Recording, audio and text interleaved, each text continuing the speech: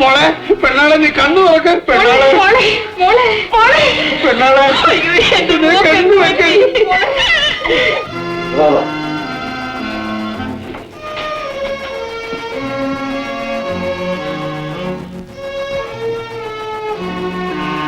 പ്രതാപ, ഈ ചിത്രം കൂടി കണ്ടിട്ട് എനിക്ക് ബലമായ സംശയം തോന്നുന്നു. ഞാനൊന്ന് ചോദിക്കട്ടെ, പുഷ്കരൻ ആ പെണ്ണിനെ സ്നേഹിച്ചിരുന്നോ? ഉവ്വ്, ഞാനത് പിന്നീടാണ് അറിഞ്ഞത്. അറിഞ്ഞിട്ട് എന്തുകൊണ്ട് നീ പിന്മാറിയില്ല? സത്യം പറ, ആ പെണ്ണിനെ കിട്ടണമെന്നുള്ള ദുരാഗ്രഹമല്ലേ നിന്നെ കൊണ്ട് ചെയ്യിച്ചത്? അച്ഛൻ എന്തൊക്കെയോ സംശയിക്കുന്നു. സംശയമല്ലടാ, എന്റെ മകൻ ഒരു പെണ്ണിനെ മോഹിച്ച് ഒരു മനുഷ്യന്റെ ജീവൻ നശിപ്പിച്ചവനാണെന്ന് അറിയുന്നത് സഹിക്കാനൊക്കില്ല. നീ എന്നെ പലതും പഠിപ്പിച്ചു, പക്ഷെ നീ ഇനിയും പഠിക്കേണ്ടിയിരിക്കുന്നു. അല്ല,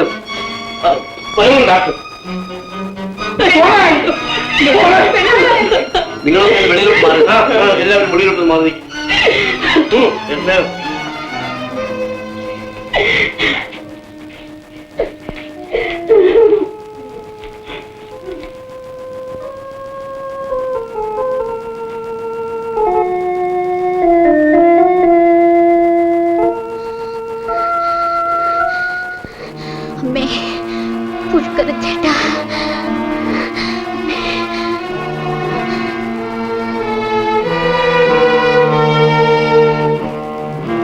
പെട്ടെന്നുള്ള ഷോക്ക് കൊണ്ടുണ്ടായതാണ്.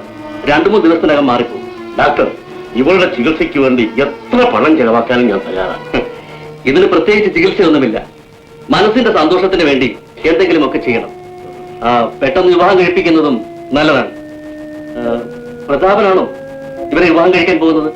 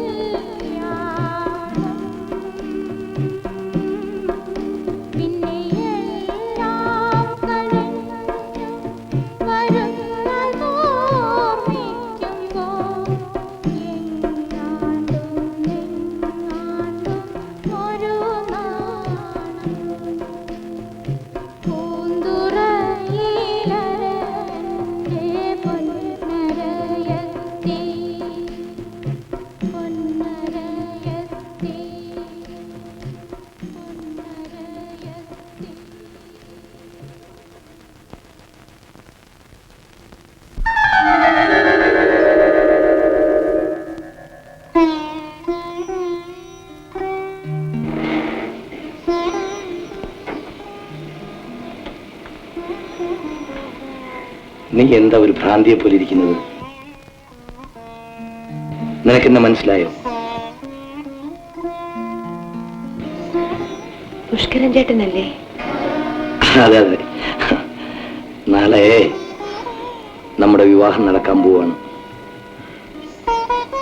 നീ ഒന്ന് ചിരിക്കൂ.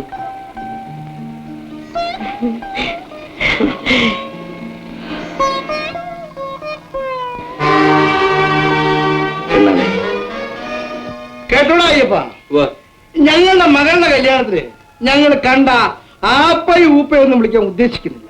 വേണ്ട വേണ്ട, നമ്മുടെ ജാതിക്കാരെ ഒട്ടും വിളിക്കണ്ട. വേണ്ട. പ്രത്യേകിച്ച് ആ മാണിക്യം കോന്തിയെ അടുപ്പിക്കേ വേണ്ട. വേണ്ട. അതായത് ഞങ്ങളെ പോലെ നിലയും വിലയുള്ള ആളുകളെ മാത്രമേ വിളിക്കാൻ ഉദ്ദേശിക്കുന്നുള്ളൂ. ഓ, ആ എന്നാ ഞാൻ ഇറങ്ങട്ടെ. ആ. എടാ പപ്പുവേ, ഓ, ആ കോന്തിയ എടാ പപ്പുവേ, നീ ഭാഗ്യവാനാടാ പപ്പുവേ. നിങ്ങൾ അവിടെ നിന്ന് പോകുന്നതിന് ശേഷം കുറെ ദിവസത്തേക്ക് ഞങ്ങൾ കണ്ണിന്റെ ചിത്രം കൂട്ടിയിട്ടില്ലടാ. ആരാണ് അവിടെ വാച്ചർ ചോദിക്കാതെയും പറയാനും ഓരോരുത്തരും അകത്തേക്ക് പറഞ്ഞയക്കുന്നത്? ആരെയാടാ നീ വഴക്ക് പറയുന്നത് പപ്പു?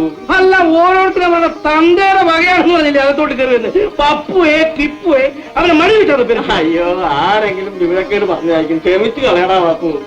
ഞാനേ നിന്റെ മകളുടെ കല്യാണത്തിന്റെ തിരക്കിൽ ഞങ്ങളെങ്ങാൻ ക്ഷണിക്കാൻ മറന്നുപോയാലോ എന്ന് ആലോചിച്ചിറങ്ങി പുറപ്പെട്ടതാ. നീ ക്ഷണിച്ചില്ലെങ്കിലും നീ ക്ഷണിക്കാൻ മറന്നാലും ഞങ്ങൾ വരും കല്യാണത്തിൽ പങ്കുപോകും. ഞങ്ങൾ അങ്ങനെ അന്യഥ ആരെയും വിളിക്കാൻ ഉദ്ദേശിക്കുന്നില്ല. അന്യഥ? അതെ അതെ, അന്യഥ. അന്യഥക്കാരെ ആരെയും വിളിക്കണമെന്നില്ല. എങ്കിലും നമ്മുടെ ആ പ്രദേശത്തുള്ള വള്ളക്കാരെയും വലക്കാരെയും വിളിക്കാതിരിക്കാൻ ഒക്കുവോളാ പപ്പു. പെണ്ണാളെന്തി അവിടെ കാണാൻ പറ്റത്തില്ല. നിങ്ങളിപ്പോ അങ്ങോട്ട് പോകണ്ട. നിങ്ങൾക്ക് വേറെ യാതൊരു ജോലിയില്ലേ മനുഷ്യ. നിങ്ങളെപ്പോ അവിടെ കാണുവാണെങ്കിൽ ആ ചെറുക്കന്റെ കാര്യം ഓർമ്മ വരും. ദൈവത്തെ ഓർത്ത് ഇവിടുന്ന് പോയിട്ടാ.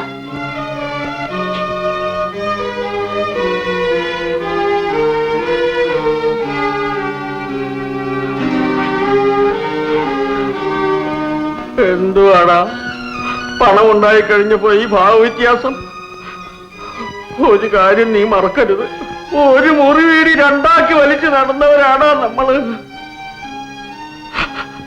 ആ, ഞാൻ പോകുന്നടാ, ഞാൻ പോകുന്നു.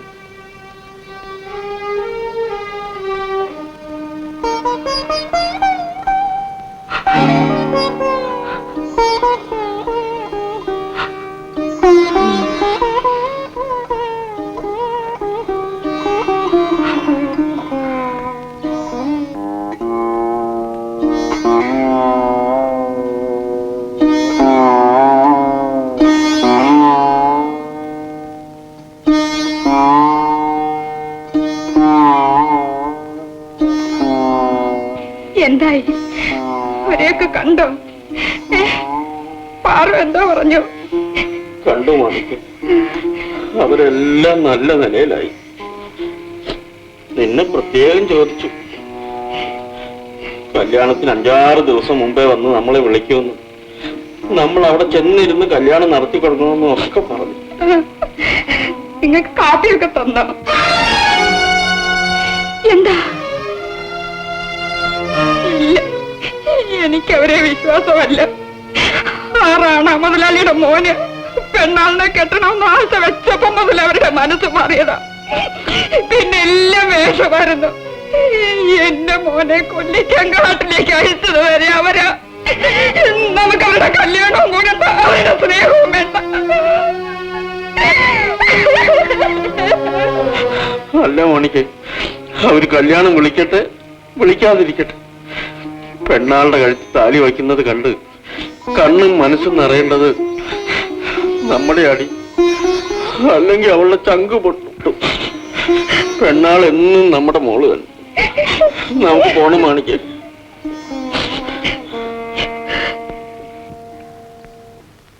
പെണ്ണാളിന്റെ അസുഖം എങ്ങനെ ഇരിക്കുന്നു? ഓ, അങ്ങനെ വലിയ അസുഖമൊന്നുമില്ല.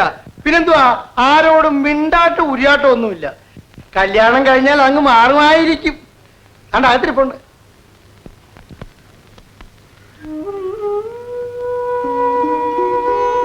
പെണ്ണാളെ, നീ വലിയ ഭാഗ്യവതിയാണ്. ഇന്നെനിക്ക് 1,00,000 രൂപയുടെ ചിട്ട് കിട്ടിയിട്ടുണ്ട്. അത് ഞാൻ നിന്റെ പേരിൽ ബാങ്കിലിടാൻ പോവാണ്. നീ എന്താ ഒന്നും മിണ്ടാത്തത്? ഞാൻ നിനക്ക് എത്ര സാരി വാങ്ങിച്ചു തന്നു, അതൊന്നും ഉടുക്കാത്ത എന്താണ്? നീ എന്തോ ഒന്നും മിണ്ടാത്തത്? നീ ഊട്ടി പോയിട്ടുണ്ടോ? പെണ്ണാളെ, നമുക്ക് ഊട്ടിയിലൊക്കെ ഒന്ന് പോകണം. എന്തെങ്കിലുമൊക്കെ ഒന്ന് പറയൂ. ശരി, നിന്നെ ഞാൻ ശല്യം ചെയ്യുന്നില്ല.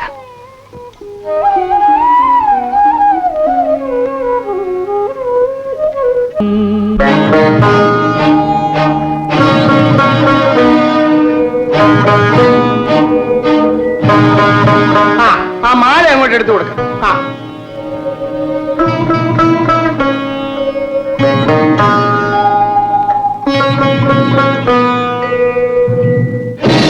എന്താണ്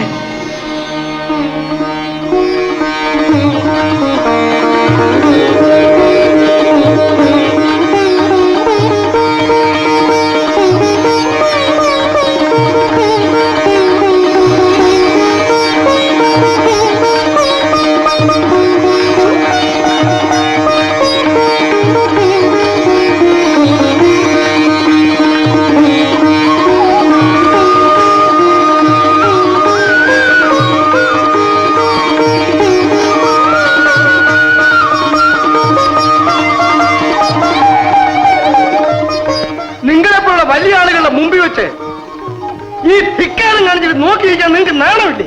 ഈ ആക്ഷേപം ഞാൻ സഹിക്കില്ല. ഇവനെ ഞാൻ വെടിവെച്ചു കൊല്ലും. ഓ വെടിവെച്ച് കൊല്ലുമല്ലേ?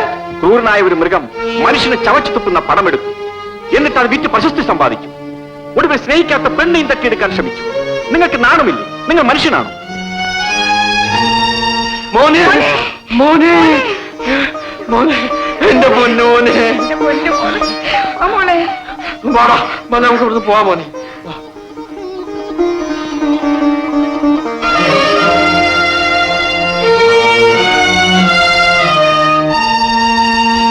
പ്രതാപ, നിനക്ക് എന്നെ തോൽപ്പിക്കാൻ കഴിഞ്ഞു. പക്ഷേ എന്നെയും നിന്നെയും അവർ തോൽപ്പിച്ചു കഴിഞ്ഞിരിക്കുന്നു. അതെ കൈക്കരുത്തില്ലാഞ്ഞിട്ടാ. നീ മുണ്ടരുത്. എടാ മോനെ, മനുഷ്യന്റെ വേഷത്തിലും ഭാഷയിലും അല്ല മാറ്റം വരുത്തേണ്ടത്. അവന്റെ മനസ്സാണ് മാറേണ്ടത്. മനസ്സ്.